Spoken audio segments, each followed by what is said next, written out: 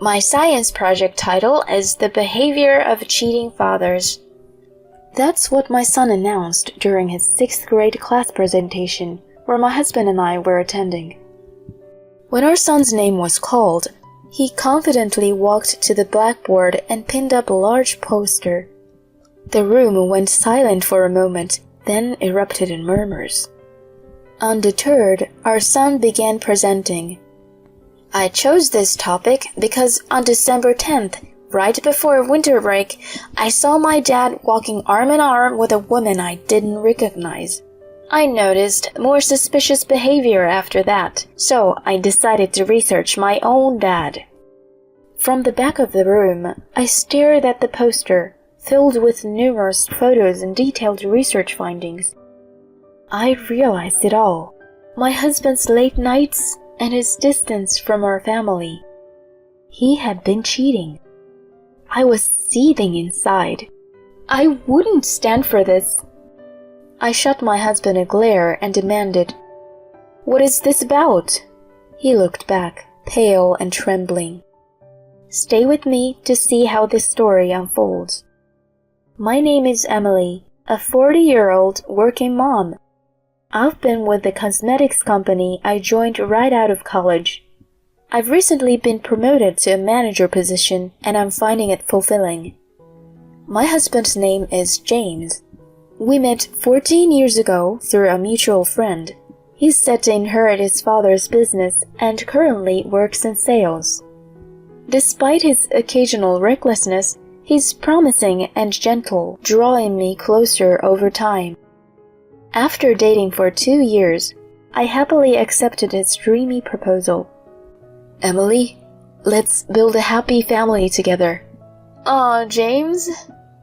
Once we are married, I'd love to have kids soon. Hopefully a boy as an heir.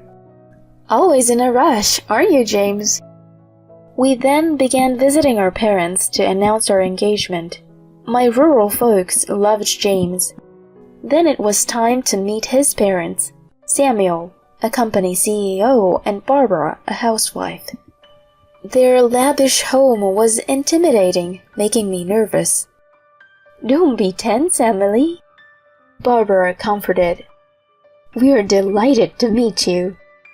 She serves us tea and seemed like a very sweet lady. When James expressed our intent to marry, they were overjoyed. A family will make you a real man, James. Treat Emily well. Despite his stern appearance, Samuel was kind. I'm glad to be joining such a lovely family, I replied, and Barbara warmly agreed. They even supported my decision to continue working post-marriage. It's an era where women excel in their careers, Samuel pointed out. On our way home, James said, It seems my folks really liked you. Your parents are wonderful. Dad is usually strict, but what scares me more is Mom. When she's mad, it's terrifying. I was surprised. Really? We better not upset her then. Don't worry, she seemed fond of you. Following our lavish wedding, we began living in the apartment Samuel gifted us. With James often away due to work, house chores largely fell to me. Juggling my job and housework was challenging, but modern appliances made it manageable. Thankfully, he helped out occasionally, so I wasn't too frustrated. A year after we got married, I discovered I was pregnant. Hearing the news, James was ecstatic, jumping for joy. Oh my gosh, Emily, I'm going to be a dad. Thank you. My in-laws were just as thrilled as he was. Take care of yourself, Emily. We'll do whatever we can to help. With teary eyes, my mother-in-law tightly grasped my hands, while behind her, my father-in-law couldn't hide his joyful smile. I genuinely felt grateful to have them as my in-laws. My parents live in the countryside, farming, so I don't see them often. During my pregnancy, Barbara took such good care of me. Thanks to her support, my pregnancy went smoothly, and I gave birth without any issues to a lovely baby boy. Seeing the relief on the faces of my husband and the in-laws, I said to Barbara, "Would you like to hold the baby?" Taking the baby, she exclaimed with delight, "Oh, how adorable! Have you already decided on his name, Emily?" We discussed it and decided on Noah. "What a beautiful name, little Noah. Nice to meet you. I'm Grandma Barbara. Now, let's say hi to Grandpa." At that moment, my husband and I truly felt surrounded by familial bliss. 12 years have passed since then, and Noah is now in 6th grade. Though he's become a bit distant compared to when he was always following me around saying, "Mom, Mom," he's grown into a kind and intelligent boy. We've maintained a great relationship with my in-laws. They've been understanding of my work commitments, even looking after young Noah on my behalf and frequently checking in with me. They adore him, sometimes spoiling him a bit too much, and he seems to love them in return. However, one thing has changed: my relationship with James. We still live together, occasionally bickering, but generally getting along. However, over the past year, he has become unusually distant towards both me and Noah. James, having climbed the corporate ladder to become a sales director and potentially the next successor, has been increasingly absent from home, studying and busy with work. He rarely speaks to Noah and usually just drinks and goes to sleep at home. This has been the routine for a while. As our son entered his last winter break in elementary school, I suggested to James, who came home late, "How about we go on a winter vacation? It would be nice for Noah." James, looking bothered, replied, "I'm swamped with work. I don't have time for that." "But you've been like this for a while, and I feel bad for Noah." "He's at that age where he doesn't want his parents around, right? Just let him be," he retorted dismissively and quickly went to sleep. I felt both disappointed and lonely with his response. The next day, as Noah helped me with the dishes, I told him, "I'm sorry, Noah. We might not be able to go on a trip this year, but we can visit the museum or something, okay?" "It's okay, Mom. You just focus on your work," he replied nonchalantly. I wondered if James was right about him preferring the company of friends over parents now.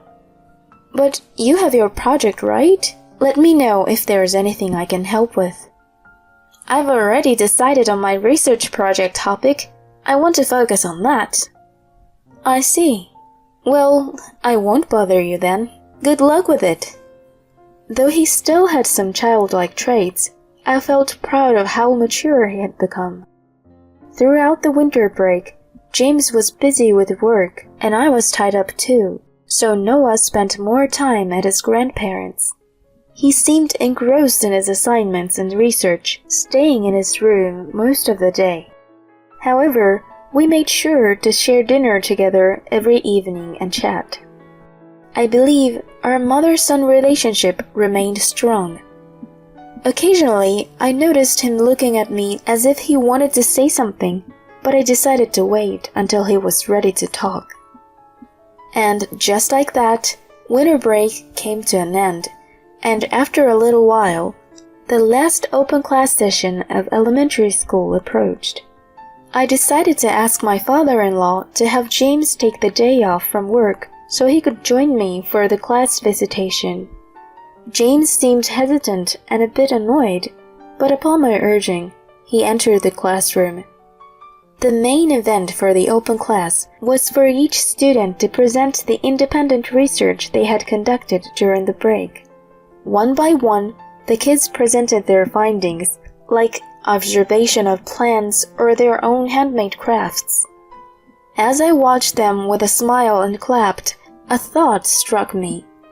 Noah had seemed really engrossed in his independent research, but what was he going to present? He confidently stood in front of the chalkboard and pinned a large poster to it. The title of my research is The Behavior of a Cheating Father. The classroom went silent for a moment, and then suddenly everyone began whispering. Regardless, Noah calmly read out the contents of his poster. First, I'll explain why I chose this topic. On December 10th, just before winter break, I saw my dad walking arm in arm with a woman I didn't recognize. I noticed other suspicious behaviors, so I decided to research my own father. From the back of the classroom, I stared at the poster. It was filled with various photographs and densely written research findings. It all made sense to me then. The reason why my husband has been coming home late and had been so distant was because he had been cheating on me. I was seething. This is unforgivable. I immediately turned to my husband and demanded, "What's this about?" He looked pale and trembling. The teacher quickly interrupted Noah's presentation, and even though he pleaded to continue, the teacher told him he couldn't.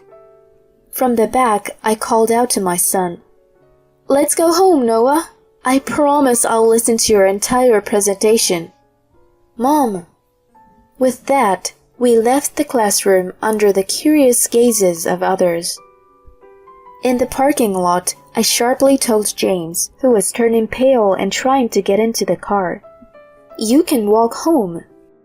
I drove straight to my in-laws' house with my son. "What happened, Emily? Why isn't Noah in school?"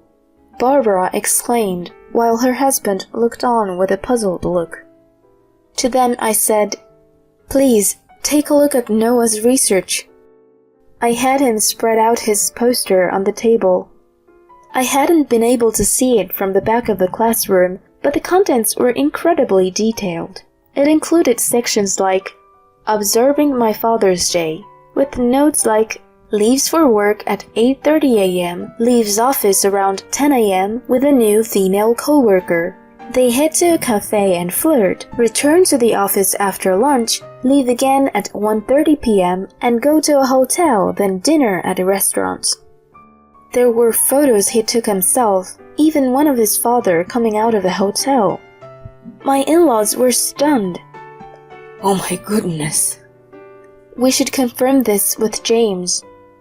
After they reviewed everything, including sections on identifying woman A, recording my father's weekend activities, differences in my father's behavior at home and with A, and text messages between my father and A, Samuel finally said with a shaky voice, "Noah, this is very well done, and that's commendable." "Thank you, Grandpa." "But, Noah, why didn't you tell your mother about this?" Noah, with a quivering voice, responded, "I thought it would make Mom sad, but I couldn't stand it. I found online that if I wanted to accuse someone, I needed evidence, so that's why I did this." Tears streamed down his face. Holding him tight, I said, "It's okay, Noah. Thank you. I promise I'll protect you. I'm stronger than I might seem." "I'm sorry, Mom, but I can't see him as my dad anymore." I nodded, took him home, and made him dinner. Later, when I received a call from Samuel, I headed back to their house. In the living room, James sat with visibly angered Samuel and his mother, who was also as mad. Spread out on the table was Noah's project. "Now that we are all here, James, explain this," Samuel said in a low voice. This is a misunderstanding of Noah's part." I confronted him. A misunderstanding, you say? Then what about this photo of you entering the hotel? Are you saying that Noah just made this up? Oh, and this lady here, Abigail Walker. She's a new employee in your department at work, huh? I even have screenshots of your chats. I love you, Abby. Can't wait to be with you tomorrow. We're going to get married, Abby. Then you be Mrs. CEO. Aw, isn't that sweet? Please, just stop. He finally admitted, defeated. Alright, I admit. I cheated on you. It's pretty obvious when it's laid out like this. I can't believe Noah found out. Holding his head in his hands, he looked up. His father informed him. I heard from your deputy manager. Everyone in the company has known about your affair with the new girl, but they were too scared of your position to say anything. What? Using the company car for your rendezvous during business hours? Unbelievable. You're fired, and so is she. James pointed at himself in disbelief. Even though I'm the next CEO? Who said I'd let you take over? Shame on you, you disgraceful son. Dad! Suddenly, his mother, who had been silent till now, slapped him hard across his face. Ow! Mom, what the hell? You disgrace! Apologize to Emily and Noah right now. We're cutting ties with you. Never show your face again. She continued to slap him multiple times until her husband intervened. Alright, that's enough. True to her reputation, James was most afraid of his mother. With a face flushed from the slaps, he staggered over to me. Emily, I'm sorry. Please, if you forgive me, everything can be fixed. Please forgive me. With all the strength I had, I shouted back. Are you out of your mind? You didn't just betray me, but also left a scar on Noah's heart. We are getting a divorce. I'll be claiming alimony and child support, so brace yourself, you jerk. Go to hell. Samuel threw James out. Our divorce was finalized smoothly, thanks to the evidence Noah had collected. I demanded alimony and child support from him in a lump sum, which he quickly paid, especially with the pressure from his parents. As promised, his father really fired both James and his mistress. I also claimed compensation from the mistress, but since she had no savings, her parents paid on her behalf and took her back to the countryside. I heard that she and James broke up over the money dispute. James, having lost all his savings, his job, and being disowned by his parents, eventually vanished. Rumor has it, he's now living in a rundown apartment in the neighboring state, taking up odd jobs. I don't feel sorry for him one bit. He got what he deserved. As for me, I'm still living near my in-laws' place with Noah. Our relationship with them remains unchanged, and they often spend time with Noah. He has declared that he'll take over his grandfather's company, to which he responded with evident joy. As I move forward, I'm grateful for the unwavering support from my in-laws, and look forward to enjoying every moment of my son's growth.